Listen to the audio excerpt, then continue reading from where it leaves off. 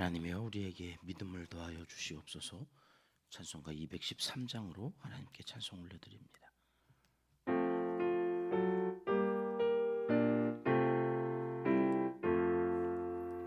나의 생명 드리니 주여 받아주셔서 세상 살아갈 동안 찬송하며 하소서.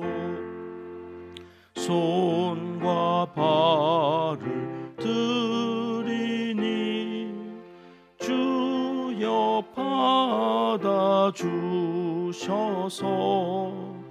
주의 일을 위하여 민첩하게 하소서.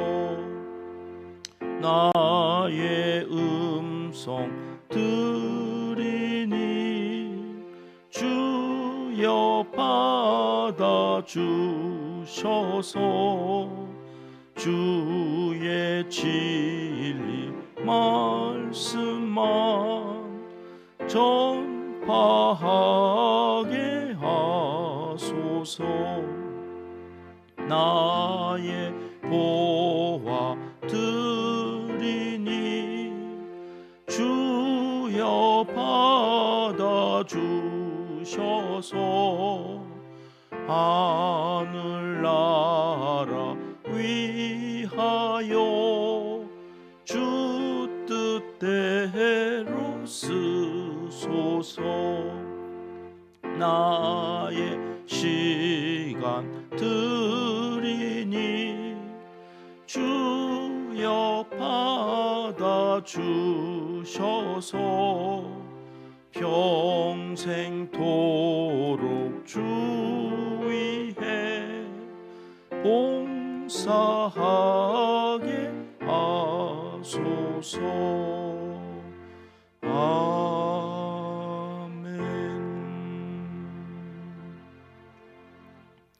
이 새벽 주시는 하나님의 말씀은 느헤미야 7장 말씀입니다. 1절, 2절 말씀 함께 읽겠습니다. 성벽이 건축됨에 문짝을 달고 문지기와 노래하는 자들과 레위 사람들을 세운 후에 내 아우 하나니와 영문의 관원 하나냐가 함께 예루살렘을 다스리게 하였는데 하나냐는 충성스러운 사람이요 하나님을 경외함이 무리 중에서 뛰어난 자라. 아멘. 3차에 걸쳐서 예루살렘으로 귀환한 이스라엘 백성들은 맨 먼저 성전을 짓고 그 다음 에스라를 중심으로 해서 2차로 돌아와서는 율법을 온전히 가르치며 세워가는, 백성들로 하여금 말씀의 뿌리를 깊이 내린 영성으로 나라를 잃었던 그 과오를 되풀이하지 않기 위해서 온 힘을 기울였지요. 그러다가 무너진 성벽을 재건해서 국방을 튼튼히 하고 안전하고 또 평화로운 상태에서 하나님 앞에 예배드리며 살기 위해서 모두가 한 마음으로 42개의 구역으로 동시다발적인 공사가 이루어지면서 성벽을 쌓았다는 내용들을 우리가 계속 살펴보고 있습니다. 이제 마지막 문짝을 달면 되는데 어제 6장에서 느헤미야 한 사람만 제거하면 이 모든 공사 이제는 하지 못할 것이라 여기고 느헤미야를 죽이려고 했던 그 대적들의 함정을 파는 이야기, 끝까지 집요하게 하여튼 놓지 않고 이 공사를 방해하려고 하는 대적들의 모습 속에서 마귀의 모습을 살펴보았습니다. 느헤미야는 그때마다 기도했죠. 기도하면서 하나님께 맡겨 하나님께서 온전히 그 모든 일들을 완성해 가시도록 그저 나는 도구입니다. 하나님 내 손에 힘있게 하여 주시옵소서. 힘을 더하여 주시옵소서. 어제 우리가 주님이여 이 손을 꼭 잡고 가소서 찬송하면서 우리의 인생도 하나님께서 우리에게 힘을 주시고 우리의 손으로 등이 모든 일들 우리에게 맡겨주신 사명을 잘 감당하기를 소망하면서 또 하루를 살아왔는데요. 자, 오늘 이제 7장으로 넘어오면 1절 말씀 다시 보여주시면 문짝을 달았다. 이 문짝을 달았다는 얘기는 성벽 공사가 끝이 났다 그런 말이죠. 여러분, 느헤미야는 몇 장까지 있을까요? 성벽 공사를 하러 온 느헤미야의 이야기는 몇 장으로 끝나면 됐을까요? 그럼 이제 끝났다니까요. 7장. 성벽 공사를 위한 이야기였다면 7장이면 족하잖아. 이제 문짝 달고 끝났어요. 하나님이 그러면 예배하고 끝나면 되잖아요. 근데 느헤미야는 이렇게 안 끝나요. 13장까지 있어요. 절반 온 거예요. 지금 절반. 성벽 공사하러 온 느헤미야의 이야기는 느헤미야가 성벽 공사를 끝내는 7장에서 안 끝나고 13장까지 있다고? 야, 반밖에 안 했다면 아닌가? 성벽 공사가 끝이 아니고 또 다른 목적이 있는 건가? 우리 그렇게 유추할 수 있잖아요. 자, 문짝을 달면서 성벽 공사가 끝나는데 얼마나 걸렸다고 하는지 먼저 앞장 6장의 15절에 함께 읽겠습니다. 성벽 역사가 52일 만인 엘루럴 25일에 끝나매. 며칠 만에 끝났어요? 52일 만에. 야, 그 큰 성벽을 높이 쌓는데 이 52일 만에 끝날 일은 아니었는데 하여튼 52일 만에 끝났다. 이게 이제 기적인 거예요. 그래서 일반 사회에서도 리더십 강의할 때에는 성경 속에 나오는 느헤미야는 빠지지가 않습니다. 코칭 수업을 가도 성경 속에 느헤미야 이야기가 나와요. 그만큼 리더십이 아주 특별했던 사람이에요. 자, 그런데 오늘 우리가 주목하려고 하는 것은 52일이 아니라 그 다음, 이게 몇 월에 끝났다고요?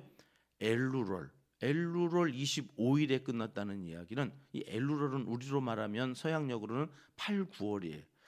8, 9월에 해당하는 이 엘루럴의 중동처 이스라엘은 건기에 해당하거든요. 건기라면 비가 한 방울도 내리지 않는다는 거예요. 그러니까 공사하기는 아주 최적의 시간이죠. 비가 오면 공사 못 하잖아요. 하나요? 실내가 아니고 외부에서 할 때는 그잖아요. 이렇게 일용직 하시는 분들도, 건설업에 하시는 분은 비 오면은 공 쳤다고 그래. 비 안 오게 해달라. 그날 일 못 하니까. 그러니까 이게 건기에는 비가 안 오니까 공사하기, 그러니까 집중해서 공사를 할 수 있었던. 그래서 52일 만에 끝나는데, 문제는 뭐냐면 그렇게 비가 오지 않는 저 중동의 하루는 숨을 쉴 수가 없어요. 우리가 저기 성지순례 갈 때에도 엘루롤에는 가면 안 돼요. 가면 못 돌아다녀요. 이렇게 숨이 막혀가지고. 저도 캘리포니아주에 이렇게 넘어가다가 모하비 사막을 이렇게 지나가는, 그 모하비 사막을 지나가는데 에어컨이 고장이 나가지고 그 사막을 에어컨 없이 지나가는데요. 와, 못 지나가요. 우리로 말하면 이제 고속도로 같은데 이제 뜨문뜨문 있는데, 거기를 찾아가지고 얼음 사서 이렇게 막 이렇게 일사병 걸리지 않으려고 몸에다 이렇게 감고 그 젊은 날에 거기를 통과했던 기억이 있거든요. 숨이 막혀서요. 뭐 이게 잠시도 못 있어요. 잠시도. 그런데 여러분, 그 엘루롤에 이 사람들이 당시에는 무슨 얼음을 이렇게 얼려가지고 뭐 머리에다 쓰고 했겠어요? 그런 거 없어요. 숨이 막혀가지고요. 그런데 그거를 해낸 거예요. 그 건기에 이 엘루롤 25일에 끝났다는 것은 사람으로서는 할 수 없는 일을 했다, 그런 이야기예요. 1월, 2월에 가야 돼요. 이렇게 성주 순례도 그래. 그때는 그래도 비라도 내려가지고 조금 그래도 더워요. 우리나라 사람들은 그래도 덥다고 그러는데, 야, 이 8, 9월에 이 사람들이 이 공사를 해냈다? 이거는 진짜 불가능한 일을 해냈다, 그런 얘기. 살신성인의 정신으로 죽을 고생을 다해서 성을 건축했다는 말이에요. 자, 그러면 느헤미야의 역할이 다 끝이 났고, 그래서 이 느헤미야서도 끝이 나야 되는데 계속 이어져요. 1절 다시 볼까요? 하반절은 뭘 세웠대요? 뭘 세웠다고 그래요? 문지기도 세우고 노래하는 자들도 세우고 레위 사람들을 세웠다. 하나님의 일은 궁극적으로 사람을 세우는 데 있다는 거예요. 성전도 성벽도 그리고 율법을 가르치는 이 모든 궁극적인 목적은 뭐냐? 하나님의 사람, 참된 예배자를 세우는 데 있다. 예수님도 교회를 세우신 것이 아니잖아요. 믿음을 고백하는 시몬 베드로에게 뭐라고 말씀하셨어요? 바요나 시몬아, 네가 복이 있다. 그러시면서 하신 말씀이 뭐냐면 네가 고백한 그 신앙 고백, 주는 그리스도시요 살아계신 하나님의 아들이십니다 한 그 신앙 고백 위에 내가 교회를 세울 거다. 그래가지고 교회가 세워지는 거죠. 그러니까 교회를 세우신 게 아니라 믿음의 사람을 세우시고 그 믿음의 사람들의 신앙 고백으로 교회는 세워져 가는 거예요. 요한복음 4장 23절에 그래서 예수님은 우리에게 이렇게 말씀하시죠. 같이 읽어봅니다. 아버지께 참되게 예배하는 자들은 영과 진리로 예배할 때가 오나니 곧 이때라. 아버지께서는 자기에게 이렇게 예배하는 자들을 찾으시느니라. 하나님이 오늘날 교회를 찾지 않으세요? 뭘 찾으세요? 예배하는 사람. 하나님은 예배하는 자들을 오늘 또 찾고 계시다. 그래서 3년 내내 예수님께서 공생애 동안 하신 일이 뭐예요? 예배자를 키우셔. 3년 동안 먹고 자고 함께 돌아다니시면서 그 제자들에게 하셨던 것은 하나님께 예배하는 예배자로 세워가셨던 거예요. 느헤미야는 성벽을 건축하여 문짝을 달고는 거기 문지기를 세우고 노래하는 사람들을 세웠다는 거죠.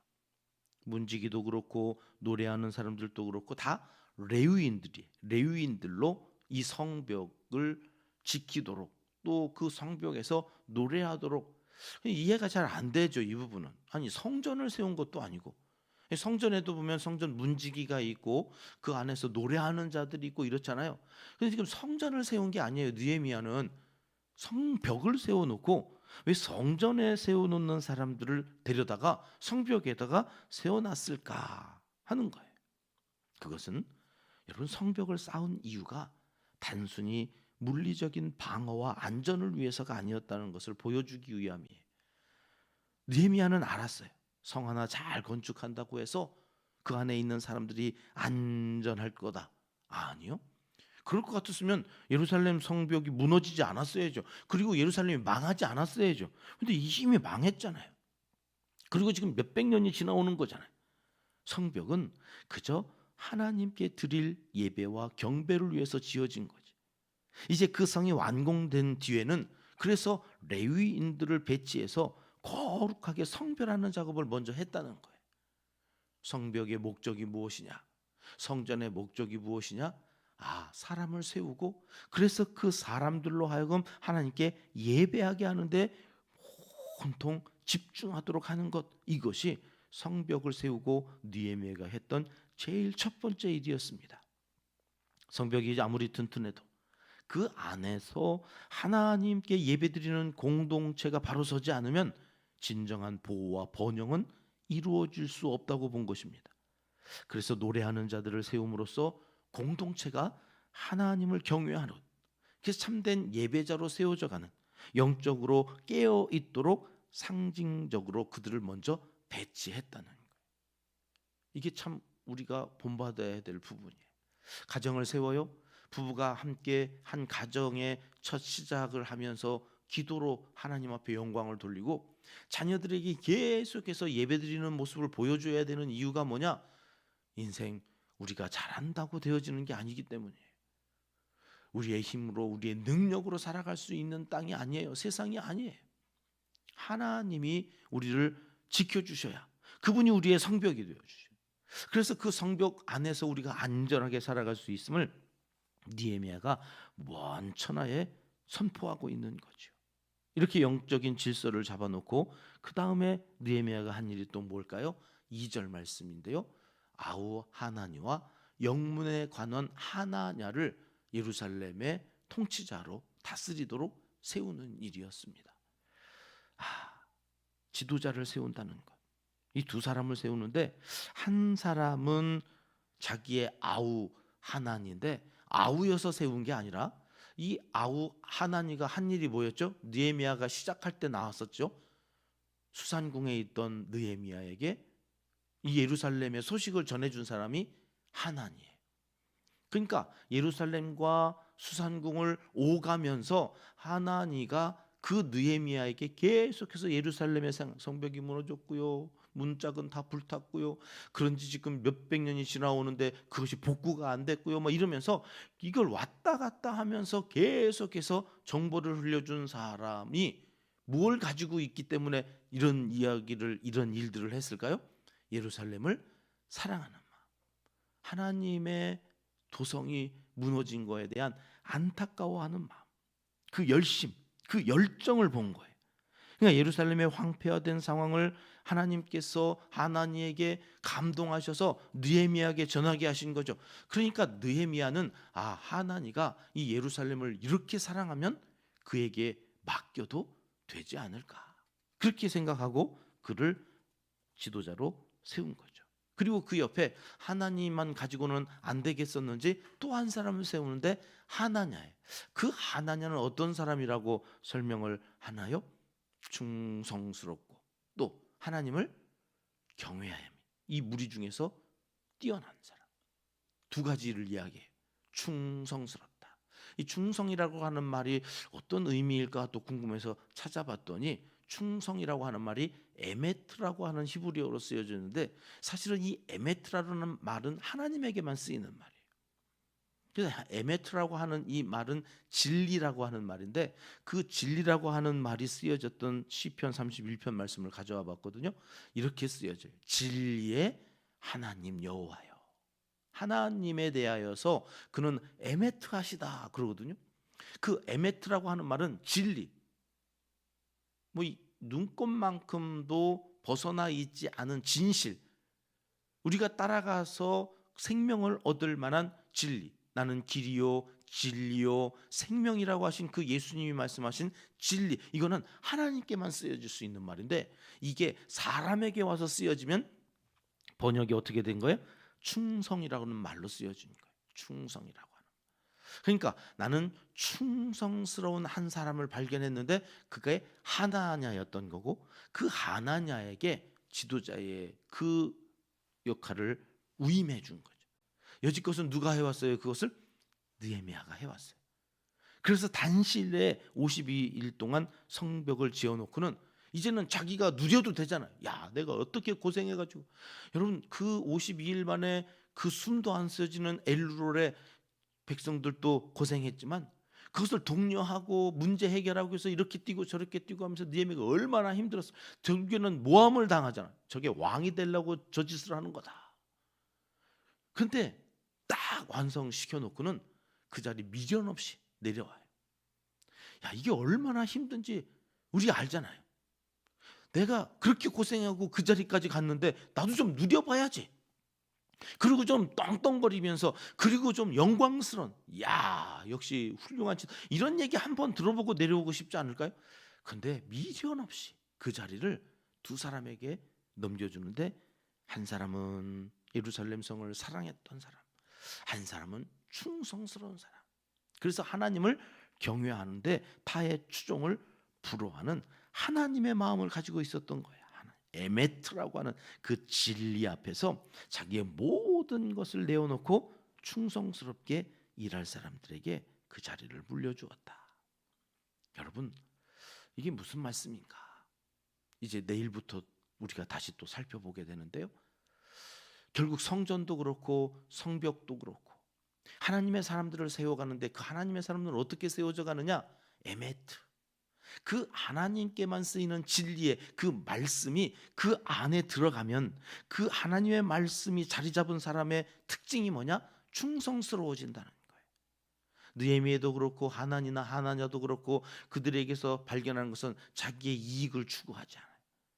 자기의 명예나 자기의 욕심을 채우려고 그 자리에 있지 아니하여 하나님의 말씀이 그 안에 들어오면 순전히 하나님을 경외하고 하나님을 위해서 자기들을 내어놓더라는 거예요. 헌신하고 그럴 것을 뭐라고 그런다고요? 충성스럽다고 얘기한다고. 제가 이 말씀을 막 제가 매일 이제 우리 반주자분들하고 찬송가 알려주고 그렇게 해서 준비하시느라고 매일 문자를 이렇게 주고받는데 가끔 우리 박구은 집사님이 뭐 알람을 5개씩이나 막 켜놓고 잔다는데도 그걸 못 듣고 이제 피곤해서 늦게 오시든지 이렇게 못 오시기도 하고 막 그러잖아요. 어제 이제 그래가지고 미안하다고 자꾸 그러시는 거예요. 미안하지 않아도 되는데 우리에게는 땜빵의 여왕이 있어가지고 언제라든지 대기하고 있어서 피아노 반주해 주시잖아요. 이거 제가 표현한 게 아니라 자기가 쓴 표현입니다. 땜빵의 여왕이라고. 그래서 우리 피아노 반주 계속 새벽마다, 여러분 큰 교회도 이렇게 새벽에 반주자 없어가지고 부목사님이 기타 반주하는 교회도 제가 있어봤고, 그냥 반주 없이 찬양하기도 하고 미카엘 반주기 놓고 하기도 하는데, 우리는 이렇게 반주자들이 많으셔가지고 얼마나 감사한지 몰라요. 자꾸 미안하다고 그래가지고 그러지 않아도 된다고 이제 제가 축복의 말로 했더니, 예수님께 충성스러운 딸이라 인정받는 반주자가 되겠다 이렇게 보내신 거예요. 충성, 아니 내 원고를 봤나? 충성이란 말을 내가 오늘 할 줄 어떻게 알고 거기다가 예수님께 충성스러운 딸로, 얼마나 행복했는지 몰라요.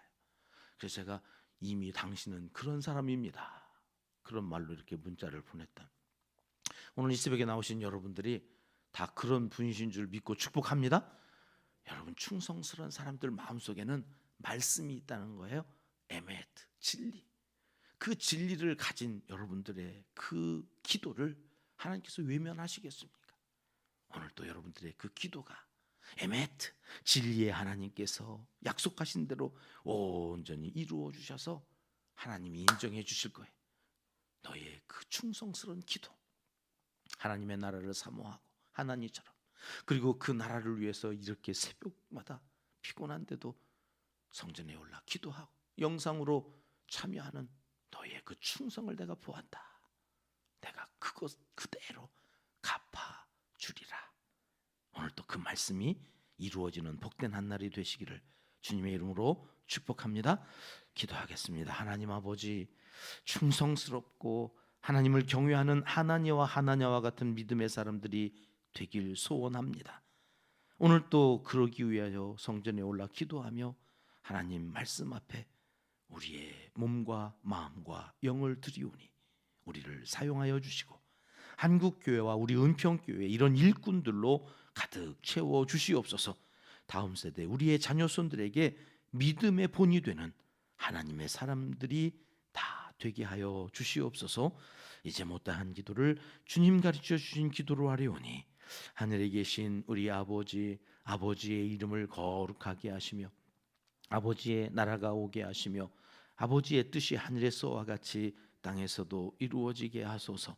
오늘 우리에게 일용할 양식을 주시고 우리가 우리에게 잘못한 사람을 용서하여 준 것 같이 우리 죄를 용서하여 주시고 우리를 시험에 빠지지 않게 하시고 악에서 구하소서. 나라와 권능과 영광이 영원히 아버지의 것입니다. 아멘. 이 새벽 함께 기도할 합심 기도 제목입니다. 충성스러운 일꾼으로 쓰임받기 위해서 기도하고 나아갑니다. 우리의 다섯 번째 비전입니다. 다음 세대를 세워가는 양육 공동체가 되게 하소서. 교회 학교 교사들이 이를 위해서 땀을 흘리고 기도하며 사랑으로 우리 아이들을 양육하고 있는데요, 교사 선생님들의 건강과 영적인 그 모든 일들을 감당할 수 있는 믿음을 위해서 기도해 주시고, 교회의 이 교육 시스템이 잘 갖추어져서 양질의 신앙 교육이 그리스도 안에서 인격적으로 이루어질 수 있기를 위하여 기도해 주십시오. 북한 땅 동포들과 지하교회 성도들을 위해서 이 새벽에 한 번 더 기도하고요, 이름을 한 번씩만 불러주십시오. 북아프리카 지역의 선교사님들과 대전 소명교회 김은숙 목사님, 국계리교회 오세명 목사님, 다 우리 교회를 거쳐서 훈련받고 가신 목사님들이십니다. 훌륭하게 목회 잘하고 계신데 이분들의 목회 사역을 위해서 이 새벽 한 번만 더 기도해 주십니다. 이재민들과 환우들, 우리 총회 사회부에서 지난번 소식에 한 28억 넘게 지금 계속해서 또 쌓여져 가서 더 많아질 거다. 그래서 그 지역의 교회들을 중심으로 해서 사회의 그 지역의 주민들에게 혜택이 돌아갈 수 있도록 공평하게 이렇게 쓰여질 수 있도록 협의 중에 있다는 신문 기사를 저희가 보았는데요, 거기에 우리가 드린 헌금도 있습니다. 이재민들 복구되어지는 일을 위해서 한 번 더 기도해 주십시오. 우리 교회 환우들을 위해서 기도해 주십니다. 대통령 선거가 얼마 남지 않았는데요, 대통령과 의정자들 위해서 한 번 더 기도하십니다. 같이 기도하시겠습니다.